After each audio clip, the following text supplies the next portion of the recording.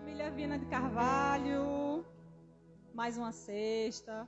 Estamos aqui, alguns presencialmente, outros daí do outro lado da telinha, nos acompanhando. Hoje teremos uma palestra com o nosso amigo Rafael Lavarini, Os Prisioneiros do Cristo. E vamos cantar hoje com a participação especial de Betinho Muniz, mais ninguém menos, o nosso produtor do nosso CD, junto com o Fábio Ferraz. E integrante do Grupo Acorde também, para quem não conhece, né? Vamos lá? Brilhe Sua Luz, música de Renato Dantas. Música de Renato Dantas. Abraço, Renatinho. Beijo, Renatinho, saudades.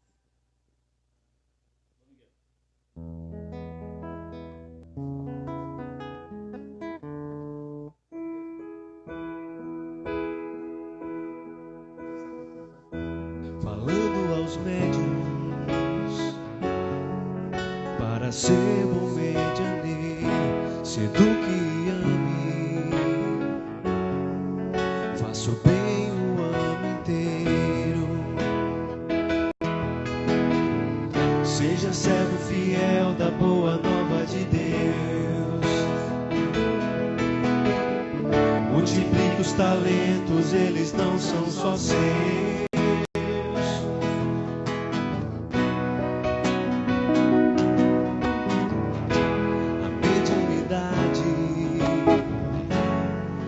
Faculdade natural, não é privilégio, é compromisso espiritual. Se autoajude e ajude o irmão a encontrar na caridade o caminho para se libertar.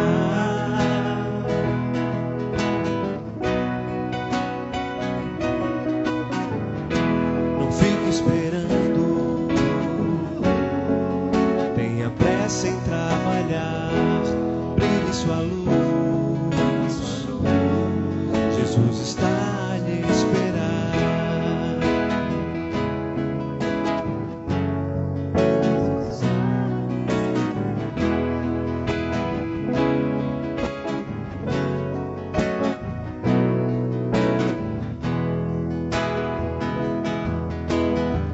Seja servo fiel da boa nova de Deus,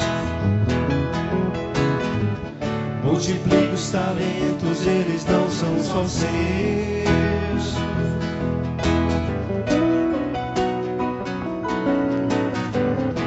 A mediunidade é faculdade natural, não é privilégio, é compromisso espiritual. Se autoajude e ajude o irmão a encontrar na caridade o caminho para se libertar.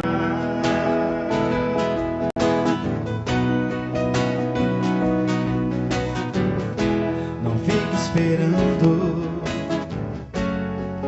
tenha pressa em trabalhar, brilhe sua luz. Jesus está a lhe esperar, não fique esperando, tenha pressa em trabalhar, brilhe sua luz. Jesus está a lhe esperar, brilhe sua luz. Jesus está a lhe esperar, brilhe sua luz. Jesus está a lhe esperar, brilhe sua luz.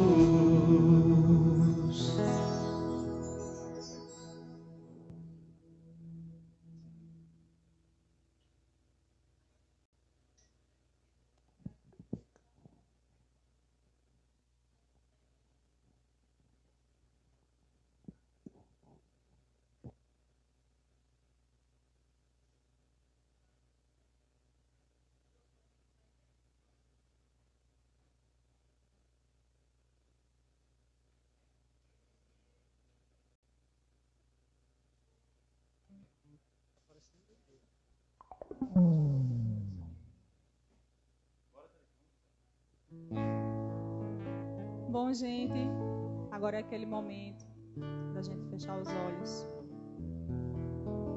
elevar nosso pensamento ao alto, fazer a nossa prece de abertura dos nossos trabalhos da noite de hoje.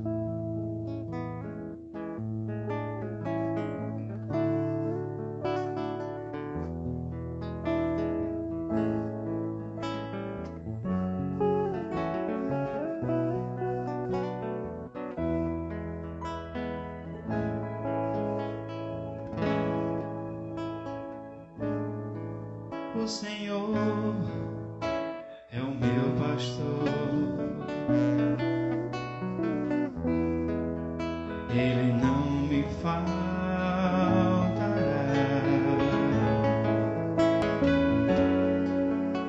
Descansa-me em verdes pastos, guia-me mansamente às águas tranquilas.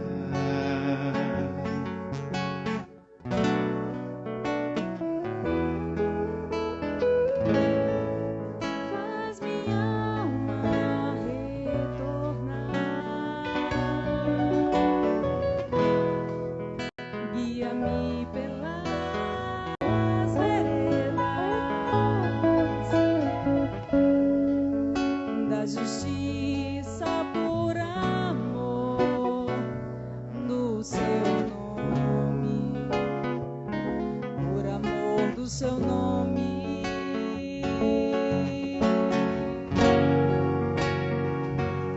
Ainda que andasse pelo vale da morte, não temeria mal nenhum, porque tu estás comigo, o teu bastão e o teu cajado me conforta.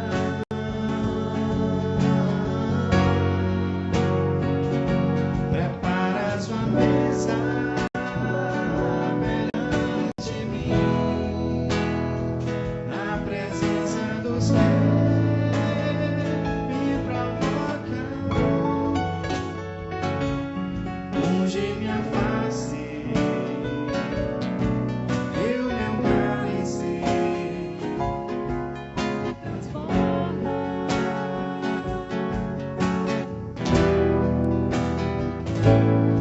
Certamente que a bondade, a benevolência me seguirão todos os dias da minha vida e voltarei à casa do Senhor por longos anos.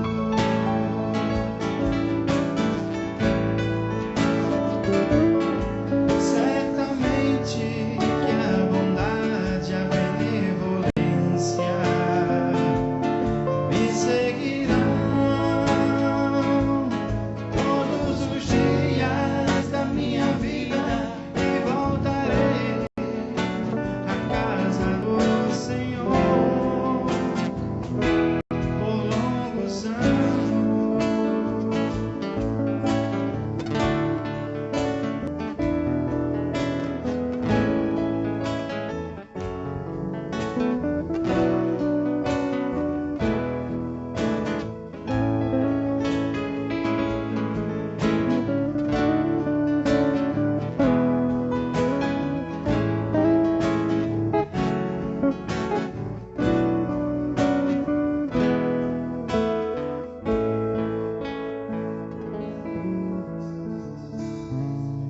Rafael, a casa é sua.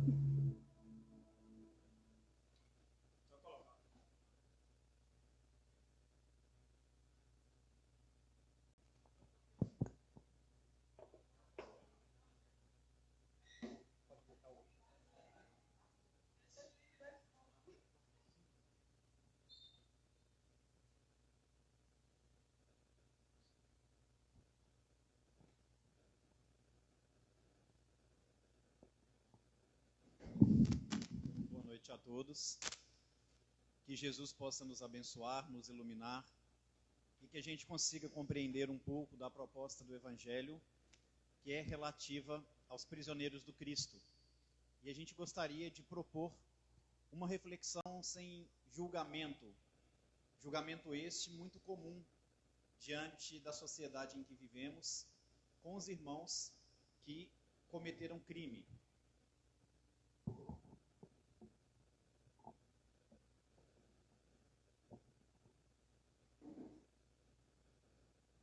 Mas a gente gostaria, sobretudo, de trazer alguma reflexão sobre aquilo que o Cristo nos ensinou sobre a postura do cristão ante os irmãos que cometeram algum tipo de crime.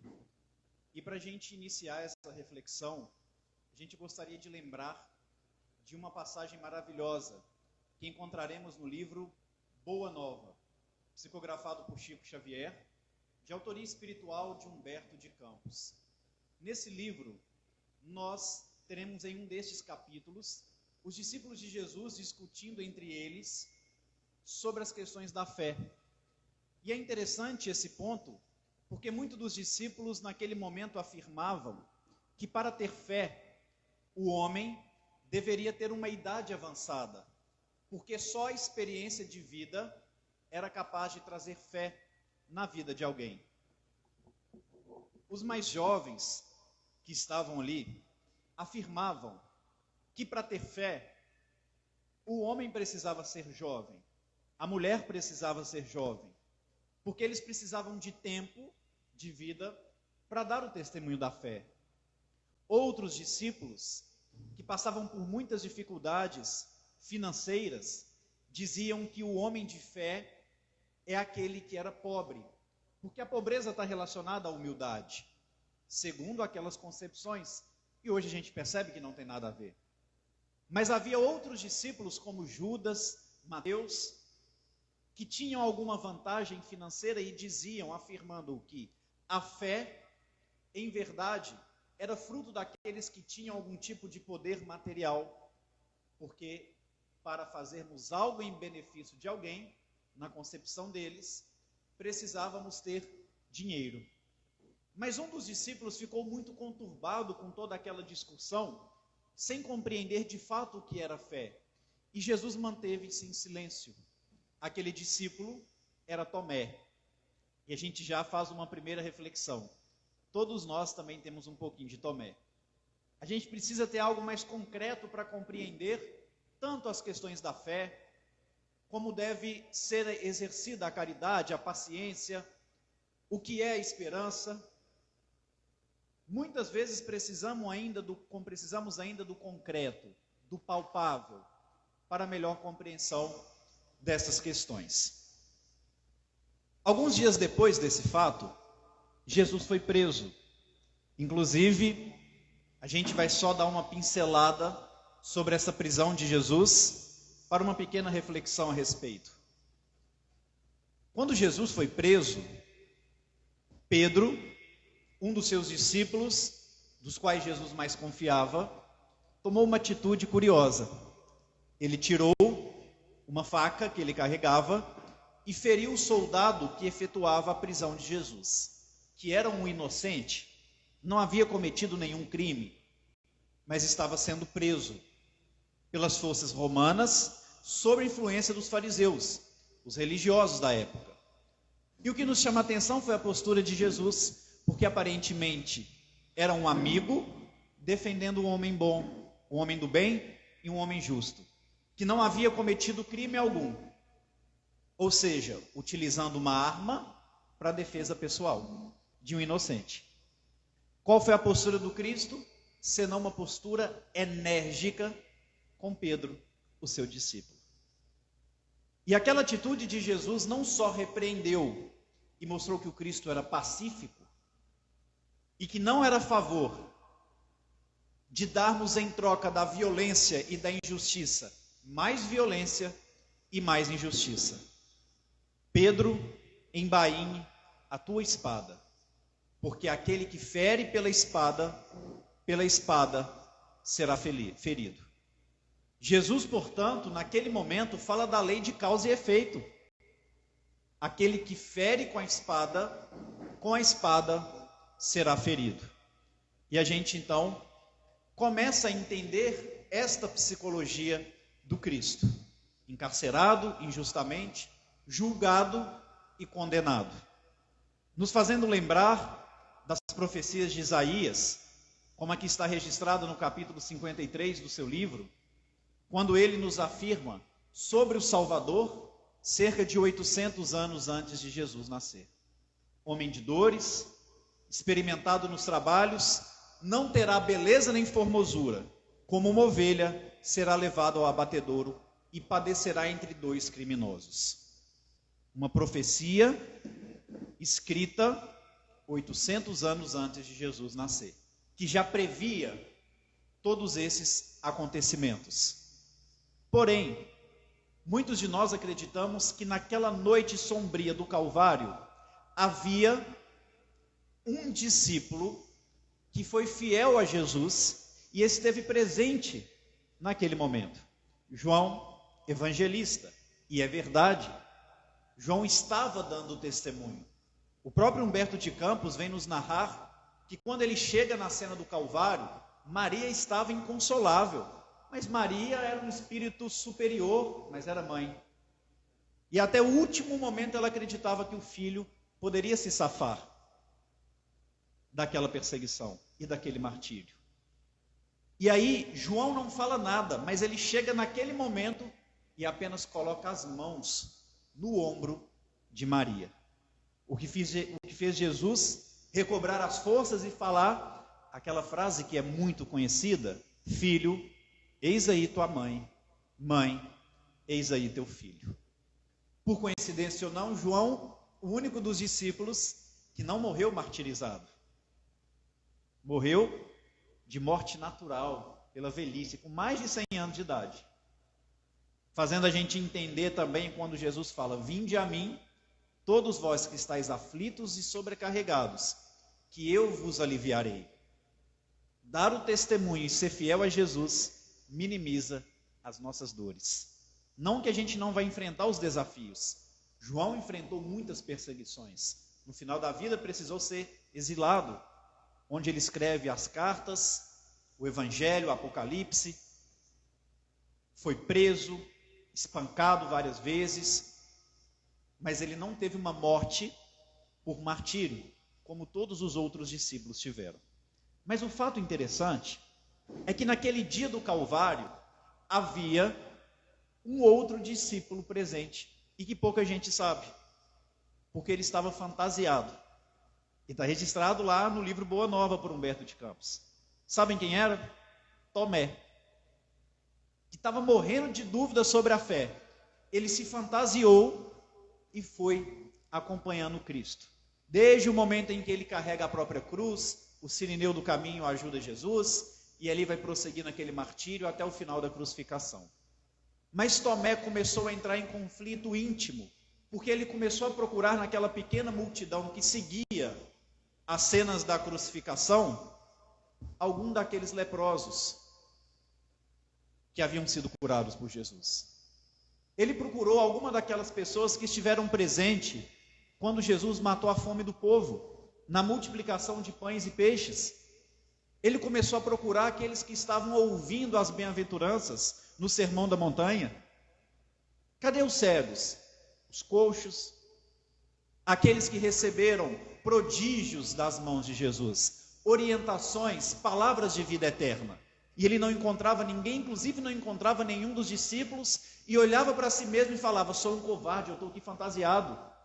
E ele naquele conflito, alguns dias antes, com um conflito também muito grande sobre as questões da fé, eis que ao final da crucificação, quando Jesus já encontrava-se com poucas forças orgânicas, faz-se um grande silêncio, e então um dos criminosos que estava ao lado de Jesus, também sendo crucificado, conhecido como Dimas, faz um clamor: Senhor, lembre-se de mim quando entrares no reino dos céus. Tem muita gente que ouve isso e acha um absurdo. Como pode? Que audácia! O homem era um criminoso querendo entrar no reino dos céus. Estremeceu os presentes. esse clamor de Dimas, que era conhecido como um ladrão. Só para fazermos um parênteses, Dimas vivia na região do Egito, na sua infância, na juventude, e em certo momento, em que era jovem, ele começou a praticar roubos com outros 2 companheiros. Dentro daquele início de movimento, ele que tinha herdado uma pequena pousada, uma hospedaria da família, então ele tinha trabalho, mas também roubava. Passa um casal com uma criança recém-nascida. Os 2 amigos chamam Dimas e eles vão assaltar aquele casal, que tinha poucos recursos, mas tinha alguma coisinha. Quando Dimas se aproxima do casal com aquela criancinha, ele estremece. Ele impede os 2 amigos de assaltar aquela família e ainda os hospeda na sua pensão, sem cobrar um centavo. Aquela era a Sagrada Família. José, Maria e Jesus, quando precisaram ficar um tempo no Egito. Então ali ele teve o primeiro contato com o Cristo, sem saber que era Jesus. Isso não neutraliza e não isenta as falhas que ele teve. Mas já pararam para pensar que se ele estava sendo crucificado, ele antes foi preso. E que muitas vezes, os erros que a gente comete nessa vida, nós conseguimos neutralizá-los nessa existência. Não tem que esperar chegar no mundo espiritual ou esperar uma outra reencarnação. Nunca é tarde para recomeçar. Foi assim com Saulo de Tarso, Maria Madalena. Essa foi a psicologia de Jesus com a humanidade inteira. Quem de nós não somos criminosos ante as leis divinas? Gamaliel vem afirmar, logo após conhecer o Cristo, já com idade avançada, a Saulo, que em qualquer idade nós podemos e devemos operar a nossa iluminação íntima. Portanto, Dimas ficou encarcerado.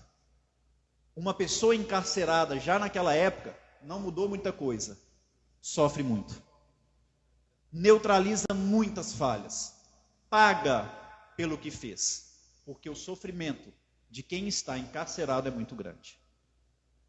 Muito grande. Não só eram espancados, mas a comida era ofertada às vezes 1 vez por dia, eram calabouços que ficavam abaixo da terra, com a presença de muitos ratos, de muitos animais, que iam devorando as feridas, porque eles eram espancados daqueles encarcerados, com ausência total de luz, não tinha um banheiro para usar, higiene zero, uma roupa nova, um banho, nada disso. E eles iam apodrecendo. A gente fica impressionado, né? Hoje em dia não mudou muita coisa, infelizmente. Em alguns lugares é pior do que os antigos calabouços. É uma realidade dura que ao visitar os cárceres a gente consegue constatar. Ah, mas está ali para pagar. Que não tivesse errado antes. Quem somos nós para julgar? Cada um com sua consciência. Lembram do momento em que a mulher foi e seria apedrejada em praça pública? A gente fica muito ligado à fala de Jesus. Obviamente é a cereja do bolo de toda a passagem, a fala do Cristo. Mas a gente tem que entender que Jesus é uma expressão inteira. Jesus fala muito sem dizer nada. Cada gesto, cada olhar, cada postura, que aparentemente é simbólica, quer dizer muita coisa. Tem uma simbologia quando os fariseus procuram Jesus às portas do templo de Jerusalém para apedrejar aquela mulher. A simbologia é que Jesus estava agachado, escrevendo na areia. A areia consegue ficar flutuando? Não. Então a areia estava no chão. Então é só a gente ir tentando fazer alguns questionamentos que a gente vai entender muita coisa.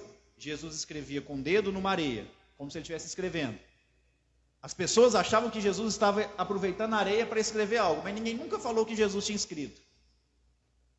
O que sustentava aquela areia era pedra de mármore, porque eram as portas do templo, na praça principal de Jerusalém. Pedra de mármore.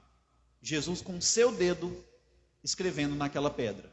Quem procurava Jesus eram os fariseus, que afirmavam que a lei ordenava que a mulher que foi pega em adultério deveria ser lapidada, deveria ser morta. E queria saber o que Jesus falava, porque afinal de contas, Jesus já havia falado sobre o amor aos inimigos, amar a Deus, ao próximo e também aos inimigos, oferecer outra face a quem agride uma, caminhar 10 quilômetros quem convida para caminhar 2, entregar toda a roupa quem pede uma túnica. Então eles queriam provar Jesus e colocar ele contra a lei de Moisés. E aí ter argumentos para matar o Cristo. Simbolicamente, Jesus escrevendo, ele estava fazendo um convite àqueles homens lembrar o que nós temos no livro de Êxodo, no capítulo 20, quando é descrito a forma em que em que os 10 mandamentos foram escritos. Segundo as tradições, os 10 mandamentos foram escritos por Deus, com o dedo de Deus em cima da pedra. O dedo de Deus escreveu os 10 mandamentos, a primeira revelação, que é a lei por excelência, em uma pedra com o dedo de Deus. Estudando a doutrina espírita no livro dos médiuns, livro dos espíritos, em especial a Gênese, a gente vai entender que era um fenômeno de efeito físico, de escrita direta, em que Moisés era o médium que doava ectoplasma, mas que ele era expressado à vontade de Deus, que era intermediado no mundo espiritual por Jesus, o nosso governador. E ali Jesus simbolicamente fazia com que eles recordassem da lei, porque na lei nós temos, por exemplo, não dê falso testemunho, não matarás. Dos 10 mandamentos nós temos 2 que demonstram que eles estavam equivocados querendo julgar aquela mulher. Então essa simbologia, ele queria fazer os fariseus lembrarem de algo. Nós vivemos numa sociedade em que todo mundo quer julgar a mulher até hoje. Vejam só, ela foi pega no ato do adultério. Por que foi só a mulher levada à praça pública? Cadê o homem? Então a gente escolhe quem a gente quer julgar. E não mudou muita coisa. Nós estamos no ano de 2020. De janeiro desse ano a junho, o feminicídio aumentou 22%. Que é quando o namorado, o noivo, o esposo consegue espancar, violentar uma mulher até ela perder a vida. Fisicamente falando.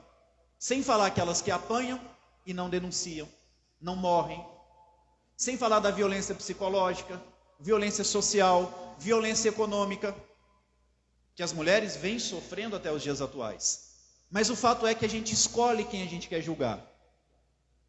Num fato, por exemplo, como a criancinha que caiu tragicamente de um edifício em Recife. A gente ora pela mãe da criança, pela criança, mas como justiceiro a gente quer que a patroa apodreça atrás das grades, que é um monstro humano. E aqui a gente não está defendendo o crime, mas a gente tem que defender o ser humano. Quando Allan Kardec pergunta aos espíritos qual o sentido da palavra caridade, como entendia Jesus, não é como a gente entende, como entendia Jesus, a gente até grava, né? Dentro da doutrina espírita a gente tem os bordões, que é fácil, todo mundo vai repetindo, mas talvez a gente não vê o tanto que isso é profundo. O primeiro é benevolência com todos. E por que a gente é benevolente? Com a criancinha, com a mãe e com o criminoso não somos. Também em Recife, recentemente, um caso com repercussão nacional. A criança de 10 anos que cometeu o aborto. Que precisou cometer o aborto através da medicina. Não estamos aqui julgando a atitude, se foi certa ou errada. Cada um com sua consciência. Mas a gente está observando o tanto que a criança recebeu oração, a mãe da criança, mas o tanto que muitas pessoas jogaram cargas negativas para o médico, para o tio da menina que violentou. Nós precisamos acreditar na justiça terrena e torcer para que ela se faça presente e que os responsáveis sejam punidos. Mas é diferente de quando a gente começa a aguçar um discurso de ódio. Num país que a grande maioria, quase 100%, são cristãos. Um discurso de ódio que vai tomando conta de todo mundo. Caridade com os criminosos foi uma mensagem que a espiritualidade colocou no Evangelho segundo o Espiritismo. Não ao acaso. Caridade com os criminosos. Quando Jesus fala com os fariseus, atire a primeira pedra quem estiver sem pecado, não era pedras para lapidar a mulher. Segundo os costumes da época, antes de lapidar alguém, ela passava por um julgamento no templo. E eram 70 sacerdotes que davam o voto. Colocava-se um jarro muito grande e ali jogava-se uma pedra, que era escura ou clara. Cada sacerdote recebia 2 pedras e jogava a pedra. Se fossem 70 pedras escuras, eles iam analisar se seria pena de morte ou não. Se tivesse uma clara, já não podia ser pena de morte. O apedrejamento de Estevão por lapidação foi algo incomum segundo os costumes da época. Porque o apedrejamento, segundo as tradições judaicas, era levar a pessoa para cima de um precipício e lá de cima derrubar aquela pessoa, apedrejar, jogá-la sobre as pedras lá embaixo. Eles iam conferir se a pessoa estava morta, se não estivesse, levava lá em cima de novo e apedrejava, jogando lá de cima. Então, naquele momento, eles não iam jogar pedra na mulher, mas eles iam jogar no vaso, para julgar. Jesus não só condena a morte, mas o julgamento que vem antes da morte. Então é muito mais profundo. Por isso que o segundo contexto da caridade, como entendia Jesus, é indulgência com a falta alheia. João veio questionar Jesus: você não vai reprimir essa mulher, você vai deixar ela aí? Está lá no Boa Nova também, e Jesus fala: a ela basta a própria consciência. Porque ele pergunta à mulher: mulher, cadê os que te julgavam? E ela olha, não vê ninguém, eu também não vou te condenar. Vá e não voltes a pecar. Não é remoer e apontar o dedo do passado, mas é ver o que pode ser feito agora para restaurar a vida daquele ser humano. Senhor, lembre-se de mim ao entrar no reino dos céus. Clamou Dimas a Jesus no momento da crucificação. Naquele momento, Tomé ficou surpreendido com o pedido, mas Tomé estremeceu-se por dentro, porque como se procurasse alguém naquela multidão, Jesus cruzou o seu olhar com o olhar de Tomé. Já imaginaram olhar para Jesus nos olhos? Na carta do senador Públio Lentulus, que foi um achado arqueológico do século V, uma carta que ele escreve e que é comprovada cientificamente, e manda a Tibérios, governador da Judéia, falando as características físicas e morais de Jesus. O que mais me chama a atenção é a descrição que é feita sobre o olhar de Jesus. É afirmado que aqueles que cruzavam os olhos com os olhos de Jesus, ou eram obrigados a temê-lo ou a amá-lo. Ou temiam ou amavam. O mesmo olhar que o velho Simeão, ao receber Jesus nos braços, quando Jesus era um recém-nascido, no 8º dia de vida, foi apresentado ao templo por José e Maria. Simeão pega Jesus nos braços, cruza o olhar com os olhos daquele recém-nascido e fala: os meus olhos já viram a salvação. O servo do Senhor agora pode descansar em paz. Então ele, que era um médium, sabia que não iria desencarnar antes de ver a salvação. E ele conseguiu identificar esse olhar de Jesus quando ele ainda era recém-nascido. Jesus tomou 3 atitudes, 3 ações antes de proferir o seu discurso mais importante. Por isso que Jesus é uma expressão, não é só uma voz. Jesus é uma expressão, não é só uma voz. E quando a gente lê só tentando entender a voz, fica mais difícil de compreender. Por exemplo, no livro Paulo e Estevão, tem um reencontro de Paulo com Gamaliel, logo depois que Paulo se converte no caminho de Damasco. Gamaliel fala coisas duras no coração de Paulo. Fala que ele nunca preocupou em trabalhar na vida, que a única coisa que ele preocupava era ficar falando do defeito dos outros, que ele estava precisando de trabalhar, de deixar de ser preguiçoso. Então, um discurso, palavras articuladas, a gente fala, pesado. Mas Emmanuel coloca um detalhezinho no início dessa fala de Gamaliel, que Gamaliel segurou a mão de Paulo e ficou alisando ela, fazendo carinho. Então muda o contexto todo da fala que é utilizada por ele, pela expressão. Antes de proferir o grande discurso, as bem-aventuranças, Jesus teve 3 ações. Sabe qual foi a primeira? O olhar. Mateus registra: e Jesus, vendo a multidão. Primeira ação. Segunda, subiu a um alto monte. Terceira, se assentou. Reação do público. Eis que os discípulos se aproximam dele e então ele começa a falar. Por que isso é importante? Será que Jesus viu a multidão só dos que estavam ali, naquela região do Monte das Oliveiras? Ou como bom pastor ele estava olhando todos nós, suas ovelhas perdidas? Jesus naquele momento lia a nossa alma, enxergava o nosso íntimo. Tendo compaixão, ele subiu, não só para o Monte das Oliveiras, mas ele entra em conexão profunda com Deus, o nosso Pai. Jesus era médium de Deus. E aquela, sem dúvida, foi uma das conexões mais puras que houve na trajetória de Jesus, porque é o discurso mais belo. Mas a terceira ação foi assentar, está acessível. É como os educadores orientam os pais, os professores, quando for conversar ou chamar a atenção de uma criança, senta, ajoelha, para o seu olhar ficar no mesmo nível do olhar da criança, para não assustar, não assombrar, não reprimir. Então Jesus assentado é mostrar que ele está acessível, ainda que está conectado com o Pai. E aí às vezes no meio espírita a gente vê todo mundo preocupado em receber Bezerra de Menezes, André Luiz, Emmanuel, Sheila, Meimei. E quando começa a ter uma manifestação do espírito A ou B, a pessoa já acha que está, ou quando sobe num tijolo, acha que já está também numa cátedra e está acima dos outros. A gente brinca, lá em Minas Gerais a gente fala que nós somos farinha do mesmo saco. Não tem ninguém aqui que é um extraterrestre, que é um missionário. Missionários são poucos, como Madre Teresa, Chico Xavier, Francisco de Assis, atualmente o Papa Francisco. São poucos. Nós temos dons que devemos usar, mas não achar que a gente é alguma coisa. Jesus é o cara e não deixou de estar sentado. Qual foi a reação do público? Se aproximaram, mas Jesus vê a multidão e quem aproxima dele é os discípulos. Discípulo é o que faz a vontade do mestre.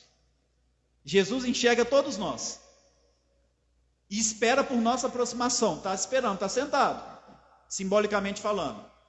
E a gente não consegue ter com Jesus porque não somos discípulos muitas vezes. Não fazemos a vontade do nosso mestre. Mas percebe a importância da expressão? Do olhar de Jesus? Imagine esse olhar em Tomé, que já estava totalmente conturbado com a questão da fé, com a covardia dele. E sem Jesus falar nada, Tomé ouviu a voz de Jesus falando na sua alma. Vê, Tomé, quando todos os meus discípulos me abandonaram, quando todos aqueles que receberam benefício das minhas mãos não deram testemunho e me escolheram para ser crucificado, eu encontrei a expressão da fé personificada em um criminoso aos olhos do mundo. Dimas. Naquele momento Tomé chora compulsivamente, também arrependido. O silêncio se faz maior e aquele silêncio é rompido pelo verbo de Jesus, que tem suas últimas palavras na terra. Em verdade vos digo, disse Jesus a Dimas, ainda hoje entrarás no paraíso comigo. E a gente acha um absurdo, mas como que pode? Só porque o homem arrependeu, está certo que ele cumpriu a pena, neutralizou um pouquinho do que ele fez de errado, mas entrar no paraíso do lado de Jesus é um absurdo, porque a gente não consegue ainda definir o significado das coisas. Nessa conversa de Gamaliel com Paulo, ele conclui para Paulo o seguinte: Paulo, nas minhas meditações profundas no deserto, cheguei à conclusão, e Emmanuel não ia colocar isso no Paulo Estevão à toa, cheguei à conclusão de que a terra prometida das antigas escrituras, e a terra prometida, a terra da promissão, é o reino dos céus, é os planos superiores da vida, que a terra prometida é o evangelho de Jesus Cristo. Encontrar o evangelho é encontrar o ouro que antes era procurado onde ele não existia. Quando Jesus fala que Dimas entraria no paraíso, ele entraria na terra do evangelho. Ele teria o conhecimento da verdade. Por isso que o Cristo nos fala: conhecereis a verdade e a verdade vos libertará. E eu acrescentaria, vos incomodará também. Porque conhecendo a verdade a gente precisa movimentar para mudar a forma em que estamos direcionando a vida. Naquele momento, Jesus promete a Dimas, arrependido, conhecer o Evangelho, ter o esclarecimento, replanejar um processo reencarnatório e continuar restaurando os seus erros do passado. E é esse convite carinhoso que Jesus faz a todos nós, inclusive os criminosos, como é demonstrado a mulher adúltera, em Dimas, no próprio Paulo, a caminho de Damasco, que vê aquela luz que era mais forte que o sol do meio-dia, que o colocou de joelhos. Aquele homem que fisicamente se vestia como romano, tinha uma carruagem romana, as chamadas bigas, era campeão dos Jogos Olímpicos das bigas romanas, então todo o aspecto exterior tinha cidadania romana, e Roma dominava pela força, mas que tinha o intelecto, o aprendizado, a filosofia grega, no gosto grego. Estava caído no chão, com todo o seu aspecto romano, sujo de pó, de joelhos a uma força maior. E dentro daquele diálogo maravilhoso, que teríamos que ter um seminário para falar sobre isso, Jesus fala com ele, não recalcitre contra os aguilhões. Não recalcitre contra os aguilhões. E qual que é o significado? Temos 3. Primeiro vamos para o literal. Recalcitrar é rebelar. Não se rebele. Aguilhão, um instrumento de flagelo. Não se rebele contra a dor, contra o flagelo. O segundo contexto, cultural da época, social. Eles levavam os animais para receber o aguilhão, para serem marcados. E muitos daqueles gados, dos animais, começavam a pular. E aí eles falavam que o gado estava recalcitrando. Quando o gado vai recalcitrar, aquele instrumento de flagelo, que é para marcar o gado, vai queimar muito mais aquele animal e ele vai sofrer muito mais. E ainda tem um sentido espiritual filosófico da época, porque segundo as tradições gregas, esse termo, não recalcitrar contra os aguilhões, significa em verdade, não resistir a uma força espiritual maior que a sua. Então toda a inteligência cultural e grega estava ouvindo aquela frase profunda, não recalcitre contra os aguilhões. Senhor, que queres que eu faça? Perguntou de joelhos. Vá até Damasco e lá será dito o que te convém que seja feito. E o resto a história nos narra. Talvez se tornou a referência do cristianismo, porque no final da vida, o próprio Pedro ia pedir opinião para Paulo do que ele deveria, do que ele podia, o que ele não podia fazer. Só para me monitorar, quanto tempo nós temos para respeitar a live do Instagram? Falta 15? Eu achei que estava com 15 minutos de palestra. Aí vamos lá. Tá joia. E aí, a gente ia começar a falar das prisões de Paulo agora, não é? Ele que era um grande criminoso aos olhos do mundo, que restaurou tudo nessa vida. Chega no mundo espiritual como um completista. Mas o que me chama a atenção dentro das prisões de Paulo, uma das coisas que me chama a atenção foi a primeira prisão dele, mais grave. Ele foi preso algumas vezes, mas a primeira grave foi em Filipos. Ele estava na segunda viagem missionária, ao lado de Timóteo, Lucas e Silas. Chegam em Filipos, a primeira vez que o evangelho foi pregado na Europa, na região da Macedônia. Eles veem que só as mulheres tinham o hábito da oração, e o povo fala que Paulo era machista. E ele vai, não só fala do evangelho para as mulheres, mas aceita ficar na casa de uma viúva, o que era totalmente incomum naquela época, um homem aceitar estar na casa de uma viúva. E funda na casa daquela viúva uma igreja, a viúva chamada Lídia, não é? Vendedora de púrpura, tinha grana, tinha uma vida tranquila. Paulo, Lucas, Silas, Timóteo são hospedados. Timóteo e Lucas continuam a viagem em Tessalônica, pregando em outra região, e Paulo e Silas ficam em Filipos. Conseguiram converter muita gente, mas em Filipos tinha uma pitonisa, uma médium que ganhava dinheiro com a mediunidade, adivinhando a sorte das pessoas. E ele faz então uma sessão de descarrego em praça pública.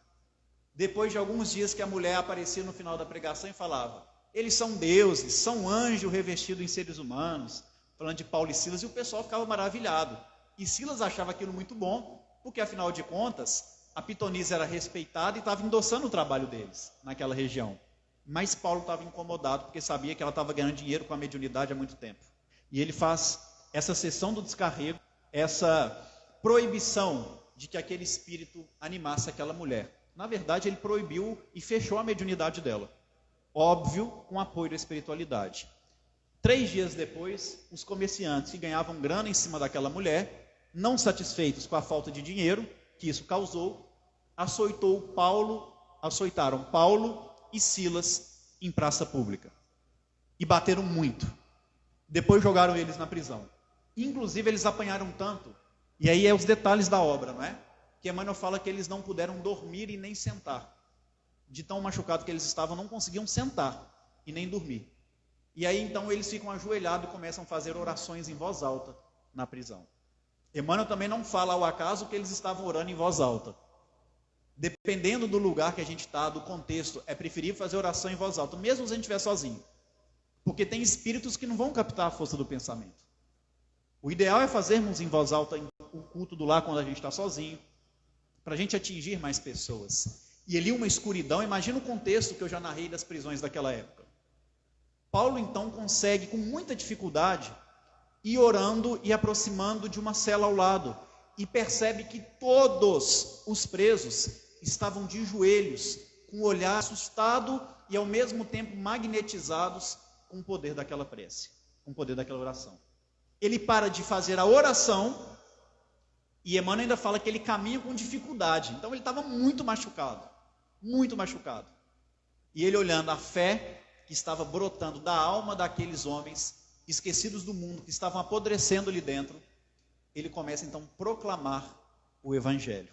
Fez-se do lado de fora uma grande tempestade, histórica inclusive na cidade de Filipos, e aí estudando o Espiritismo a gente vê que essas tempestades, essas chuvas, servem para limpar, e a cidade passava por muitos anos por um processo de obsessão coletiva, em quem dirigia a cidade era a pitonisa, não é? Usando os poderes espirituais, então teve uma grande limpeza ali. Paulo faz relação com o momento em que os discípulos estavam na embarcação e que Jesus aparentemente dormia, e o barco quase afundou numa tempestade, e começa a pregar o Evangelho com fervor, ao ponto de literalmente o chão estremecer e abrir todas as celas. O chão estremecer e abrir todas as celas daquele presídio. O carcereiro quis cometer suicídio quando viu aquele fato. E Paulo pediu para que ele acalmasse, o carcereiro chamado Lucano, que ninguém havia fugido. Porque quando abriu as portas, Paulo disse a eles: se vocês cometeram algum crime, não percam a oportunidade de neutralizá-lo enquanto encarcerados. Mas se vocês estão aqui e são inocentes, permaneçam, porque só o martírio dos justos poderá salvar o mundo. Então ninguém fugiu. O carcereiro se converteu, ele conseguiu depois a liberdade, porque descobriram que ele era romano, ele pediu proteção aos romanos para aquela igreja nascente, e ali Paulo teve o primeiro contato com esses irmãos encarcerados.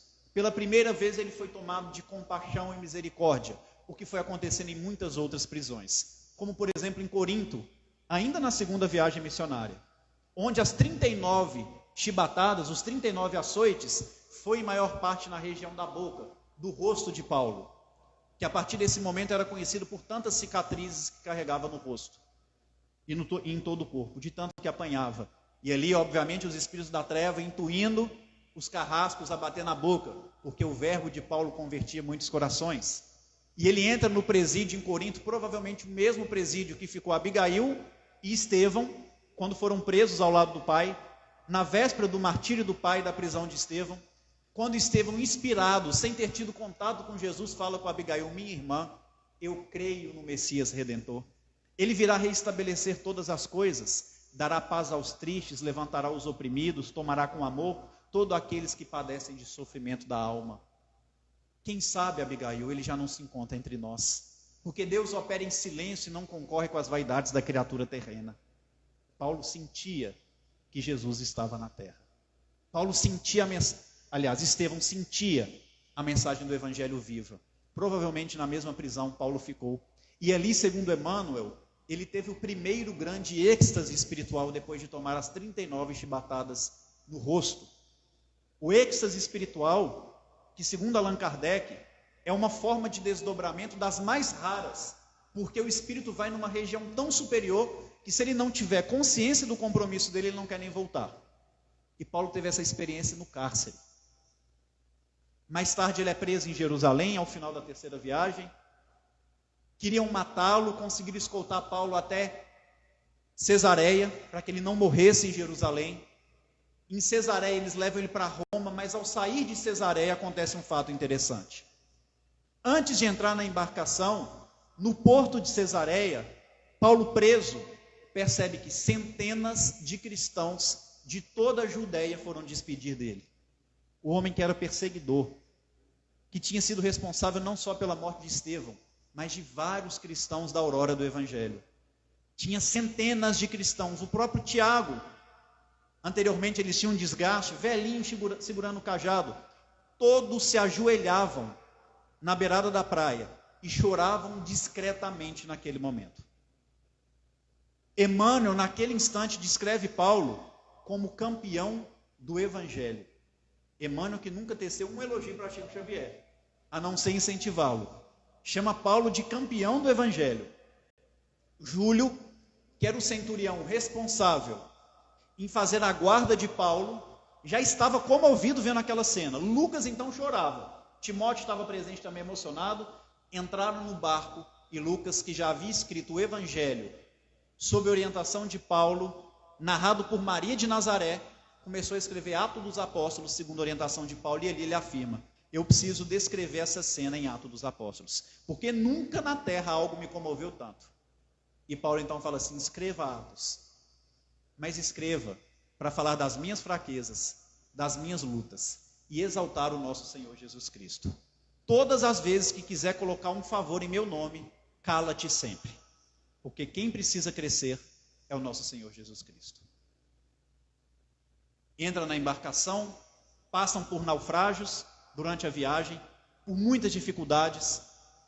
Paulo vai converter no coração daquele povo, mas o fato interessante, e inclusive eu ia começar a palestra a partir desse momento, tá? Mas eu fui fazer uma introdução, e a introdução foi 1 hora.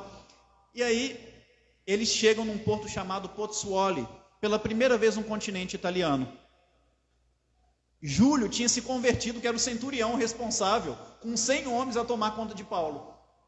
Ele fica constrangido porque ele tinha que algemar Paulo. Até então estava sem algema, mas no território italiano ele tinha que fazer isso.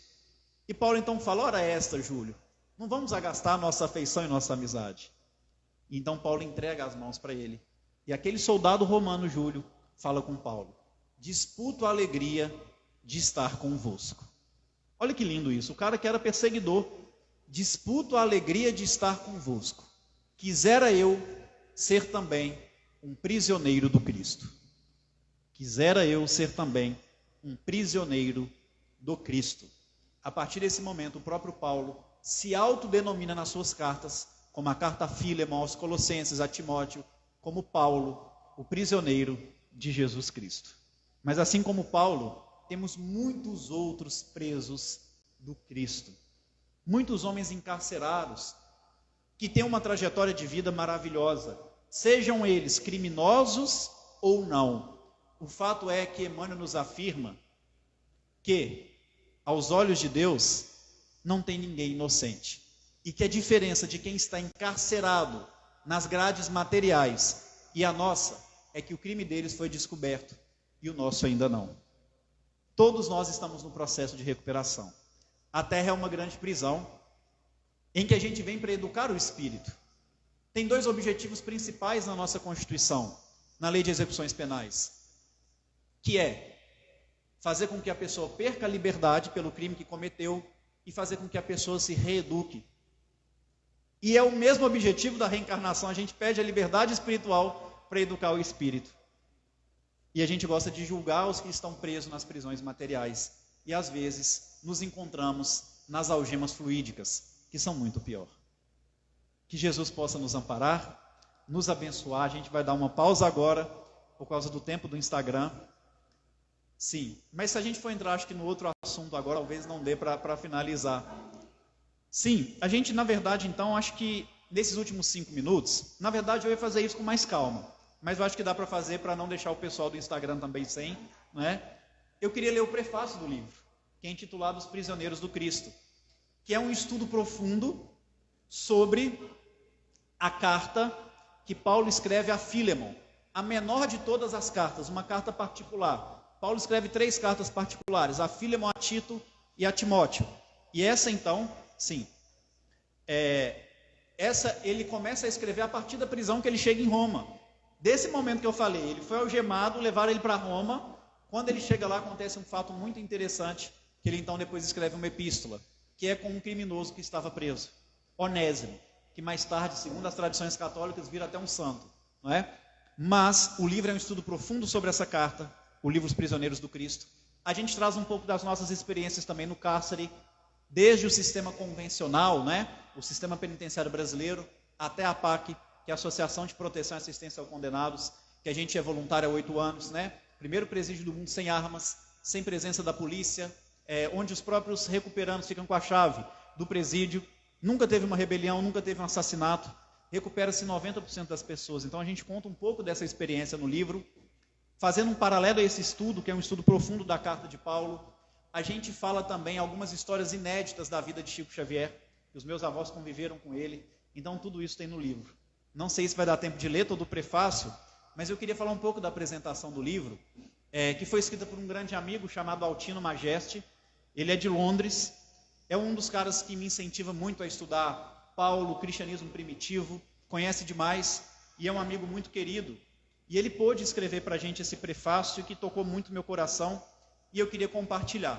Mesmo se a live cair, eu tenho certeza que o trecho que a gente conseguir ler já vai fazer muito bem a quem está também nos assistindo. Vejam só, este livro não foi escrito para apontar crimes de ordem social e suas punições cabíveis por lei.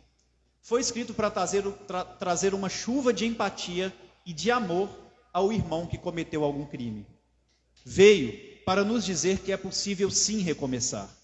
Foi escrito para nos relembrar que todo mal pode ser reparado e que enquanto existir prisões, estaremos todos presos, mesmo que estejamos do lado de fora das grades.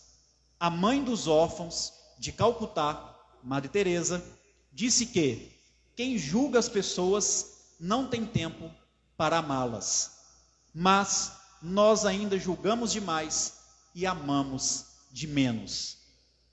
Quando alguém adoece, é levado ao hospital a ser tratado e depois volta às suas atividades normais. Afinal, ninguém espera que um paciente vá para o hospital para ser tratado e saia de lá ainda mais doente. Por que então mandar um doente social para um presídio, sabendo que ele vai sair de lá ainda mais doente? Esquecemos-nos de que ninguém nasce criminoso. Por isso, esforçamo-nos para eliminar o crime e não o criminoso. Seguindo os exemplos do Evangelho, o autor nos mostra que onde houver amor, a multidão de pecados será perdoada. Afinal, prisioneiros todos somos. Prisioneiros do trabalho, prisioneiros do consumismo, prisioneiros do desânimo, prisioneiros de nós mesmos.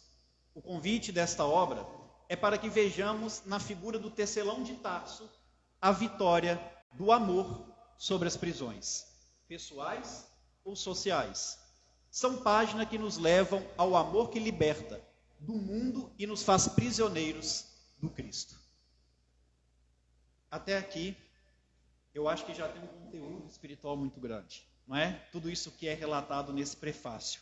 Mas para mim a parte mais especial, ela começa agora, não é? Infelizmente talvez não vai dar tempo do pessoal do Instagram acompanhar tudo, mas vamos lá. Sim, exatamente. Quem quiser pode me procurar no Instagram, procurar o Instagram também do Viana, que a gente orienta como adquirir o livro, né? Bom que o pessoal fique com vontade de adquirir a obra. Aí todo o destino da obra, né, o valor, tanto desse como Centelha do Cristo, que é o primeiro livro nosso, é destinado à APAC de Pernambuco, tá? Foi a que a gente está construindo, a primeira do estado. Então o Altino, esse amigo, continua no prefácio falando o seguinte: somos todos prisioneiros, porque estamos algemados ao passado e sempre à espera de encontrar as chaves que nos libertarão em algum momento do futuro. Enquanto vagamos entre os gritos do ontem e os ecos do amanhã, esquecemos-nos de que a liberdade nos chama hoje.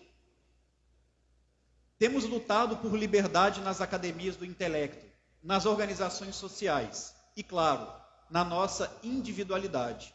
Lutamos por liberdade, mas não queremos nos livrar do que nos aprisiona. Muitas vezes, nem nos damos conta de que estamos aprisionados. Outros sequer sabemos o que nos aprisiona.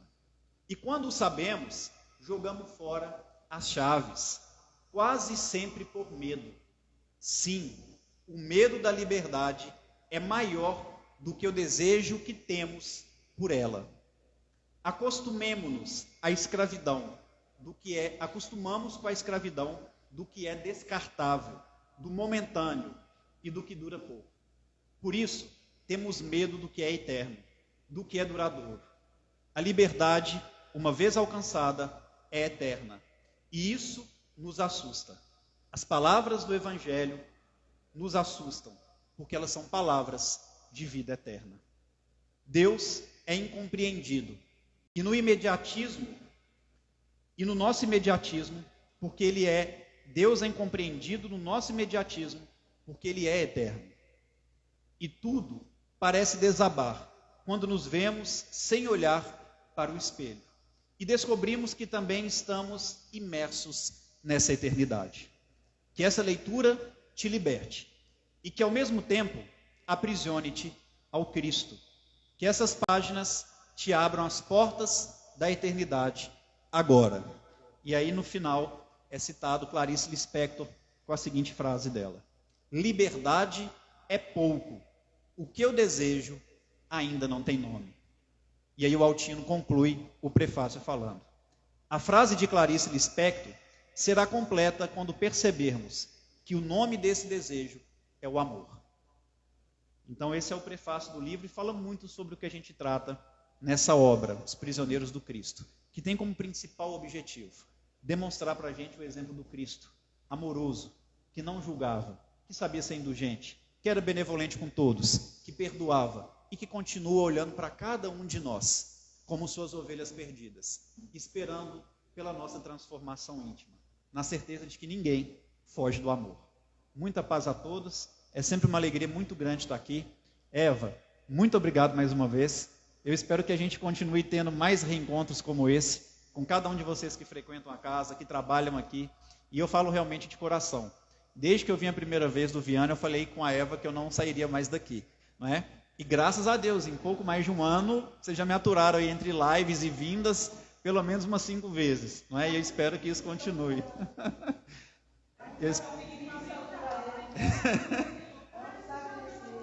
Sim, depois a gente faz a parte 2, que na verdade seria a 1, que eu queria começar por aqui, né? Mas depois a gente faz a parte 2 e que Jesus possa nos abençoar sempre. Obrigado, gente. E quem quiser... Obrigado. Quem quiser adquirir o livro, a Maria Clara está me ajudando lá embaixo, a gente faz uma dedicatória também com muito carinho, tá? Obrigado.